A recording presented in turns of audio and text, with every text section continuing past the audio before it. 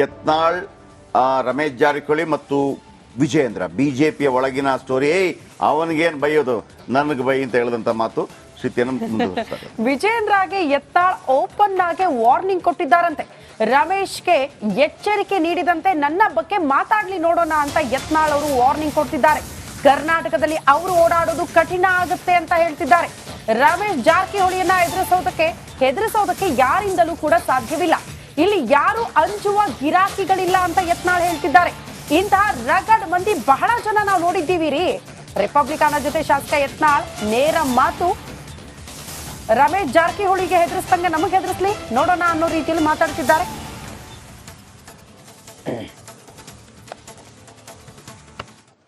ವಿಜೇಂದ್ರ ಒಂದು ಹೇಳಿಕೆ ಕೊಟ್ಟಿದ್ದಾರೆ ಸರ್. ರಮೇಶ್ ಜಾರಕಿಹೊಳಿ ಈ ರೀತಿ ವಿಜೇಂದ್ರ ಇದು ಯಡಿಯೂರಪ್ಪ ವಿರುದ್ಧ ಎಲ್ಲ ಮಾತಾಡಿದ್ರೆ ರಾಜ್ಯಾದ್ಯಂತ ಹೊರಡಕ್ಕೆ ಕಷ್ಟ ಆಗುತ್ತೆ, ಅವ್ರು ಬೆಂಬಲಿಗರಿದ್ದಾರಂತೆ. ಏನು ಹೊಡಿತಾರತ್ತನ್ರಿ ವಿಜೇಂದ್ರ ಹೊಡಸ್ತಂತ್ರಿ? ಅಲ್ಲೆಲ್ಲ ಶಿಕಾರ್ಪುರ್ನಾಗ ಮಾತಾಡಲ್ರಿ, ಎಲ್ಲ ಕರ್ನಾಟಕದಾಗ ಮಾತಾಡಕ್ಕೆ ಆಗೋದಿಲ್ಲ. ಹಾಂ, ಇದೇನು ಗುಂಡಾರಾಜ್ ಇಲ್ಲ, ಬಿಹಾರ ಅಲ್ಲ. ನೋಡ್ತೀನಿ ಜನ ಕಾರ್ಯಕರ್ತರು ಹೊಡಿತಾರೆ. ಯಾಕೆ ಹೊಡಿತಾರೆ? ಪ್ರಾಮಾಣಿಕರು ಒಳ್ಳೆ ರಾಜಕಾರಣಿ ಇದ್ರು ಹೊಡಿತಾರ. ಎಲ್ಲರಿಗೂ ಹೊಡಿತಾರನ್ರಿ?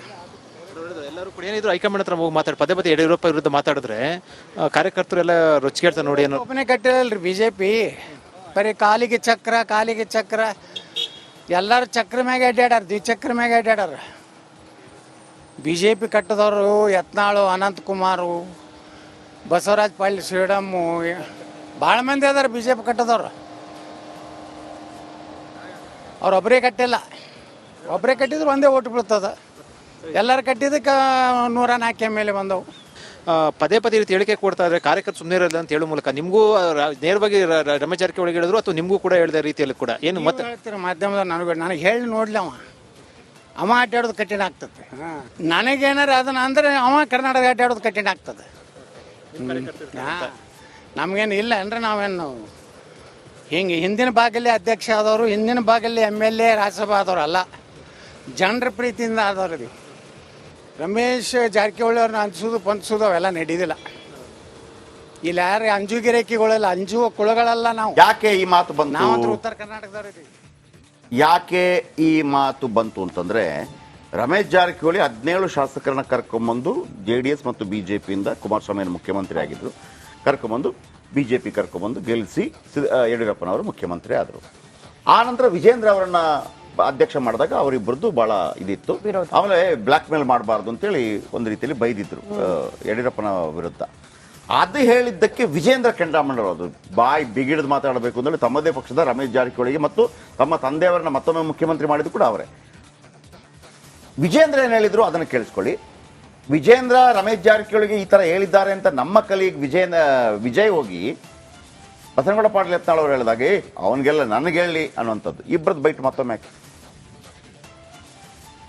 ನಾನು ರಮೇಶ್ ಜಾರಕಿಹೊಳಿ ಅವರು ಎಚ್ಚರಿಕೆಯಿಂದ ಮಾತನಾಡಬೇಕು.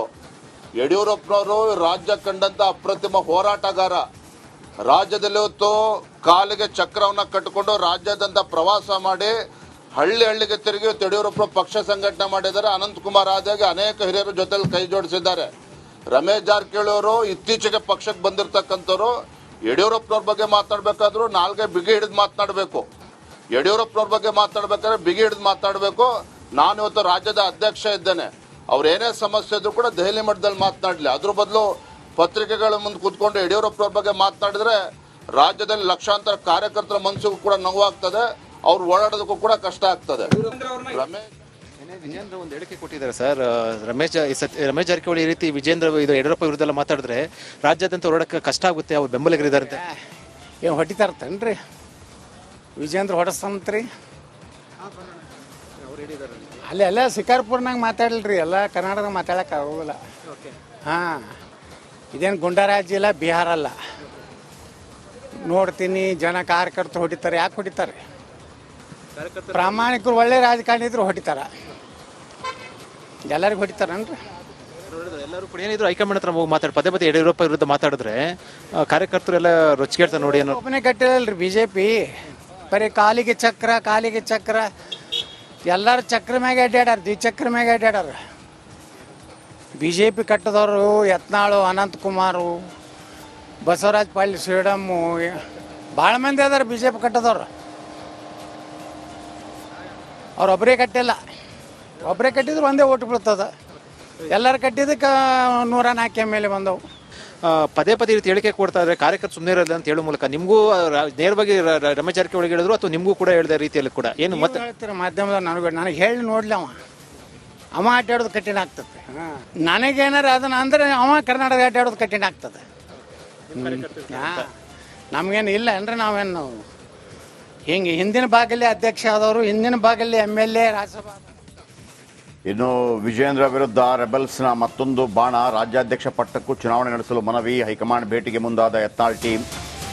ನಾಮನಿರ್ದೇಶನ ಬದಲು ಎಲೆಕ್ಷನ್ ಮಾಡಿ ಹೈಕಮಾಂಡ್ ಮುಂದೆ ಈ ಮನವಿ ಸಲ್ಲಿಕೆಗೆ ಸಿದ್ಧತೆ. ಭಿನ್ನರ ಬಣದಿಂದ ಕುಮಾರ್ ಬಂಗಾರಪ್ಪ ಹೆಸರು. ಎಲೆಕ್ಷನ್ ನಡೆದರೆ ಕುಮಾರ್ ಬಂಗಾರಪ್ಪ ಸ್ಪರ್ಧೆ ಮಾಡ್ತಾರಂತೆ. ಬಿಜೆಪಿ ರೆಬಲ್ ಬಣದಿಂದ ಮತ್ತೊಂದು ರಣತಂತ್ರ.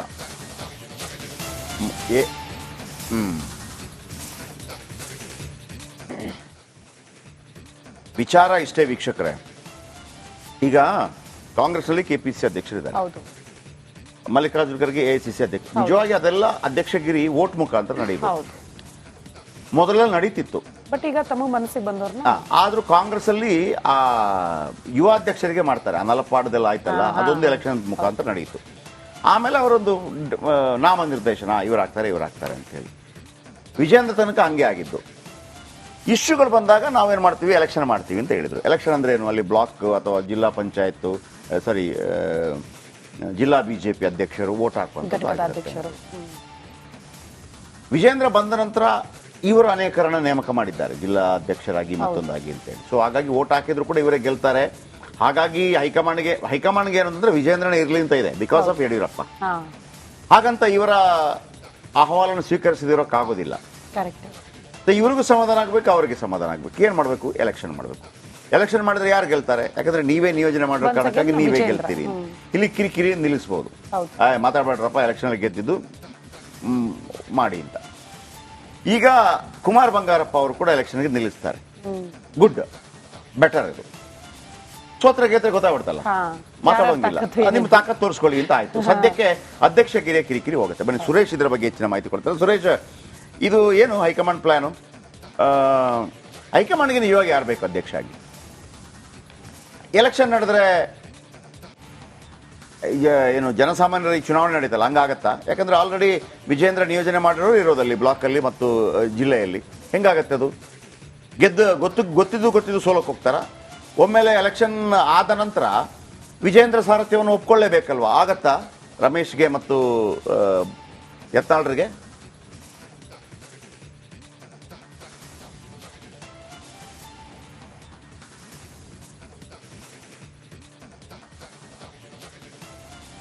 ಜಯಪ್ರಕಾಶ್ ಶೆಟ್ಟಿ ತಾವು ಹೇಳಿದಾಗೆ ಒಂದು ಹೈಕಮಾಂಡ್ಗೆ ಬೇಕಿರ್ತಕ್ಕಂಥದ್ದು ನಿಜಕ್ಕೂ ಕೂಡ ರಾಜ್ಯ ಬಿಜೆಪಿಯನ್ನ ಬಲಗೊಳಿಸುವಂತವ್ರು, ಸಂಘಟನಾತ್ಮಕವಾಗಿ ಪಕ್ಷವನ್ನ ಸಂಘಟನಾ ದೃಷ್ಟಿಯಲ್ಲಿ ತಳಮಟ್ಟದಿಂದ ಮೇಲಕ್ಕೆತ್ತುವಂತವ್ರು ಬೇಕಾಗಿರ್ತಕ್ಕಂಥದ್ದು. ಆದ್ರೆ ರಾಜ್ಯ ಬಿಜೆಪಿನ ಬಣ ಬಡದಾಟಕ್ಕೆ ಬ್ರೇಕ್ ಹಾಕುವ ನಿಟ್ಟಿನಲ್ಲಿ ಈವರೆಗೂ ಕೂಡ ಆಗಿಲ್ಲ. ಅದು ಹೈಕಮಾಂಡ್ ನಾಯಕರ ಒಂದಷ್ಟು ಸಭೆಗಳನ್ನ ಮಾಡಿ ಅವರು ಶಿಸ್ತು ಸಮಿತಿ ಮುಂದೆ ಹಾಜರಾಗಿ ಬಂದ ನಂತರವೂ ಕೂಡ ಅದು ಯಾವುದೂ ಕೂಡ ಆಗಿಲ್ಲ. ಆದರೆ ಅಂತಿಮವಾಗಿ ಇವರ ಒಂದು ಡಿಮ್ಯಾಂಡ್ ಏನಿತ್ತು, ರಾಜ್ಯಾಧ್ಯಕ್ಷರನ್ನು ಬದಲಾಯಿಸಬೇಕು ಅಂತಕ್ಕಂತಹ ಒಂದು ಆಗ್ರಹ ಇತ್ತು. ಇದಕ್ಕೆ ಈಗ ಒಂದು ಅಂತಿಮ ಘಟ್ಟಕ್ಕೆ ಬಂದಿರತಕ್ಕಂಥದ್ದು. ಅಂದ್ರೆ ಈಗ ರಾಜ್ಯಾಧ್ಯಕ್ಷರ ಚುನಾವಣೆ ನಾಮನಿರ್ದೇಶನ ಮಾಡುವಂಥದ್ದು ಬೇಡ. ಹೀಗಾಗಿನೇ ಏನು ರೆಬಲ್ಸ್ ಟೀಮ್ನವ್ರಿಗೆ ಕೂಡ ಆತಂಕ ಶುರುವಾಗಿರ್ತಕ್ಕಂಥ. ಎಲ್ಲಿ ಹೈಕಮಾಂಡ್ ನಾಮನಿರ್ದೇಶನವನ್ನಾಗಿ ಮಾಡಿ ವಿಜೇಂದ್ರ ಅವ್ರನ್ನ ಆದೇಶ ಮಾಡಿ ಓಡಿಸ್ತಾರೆ ಅಂತಕ್ಕಂಥ ಒಂದು. Okay, thank you.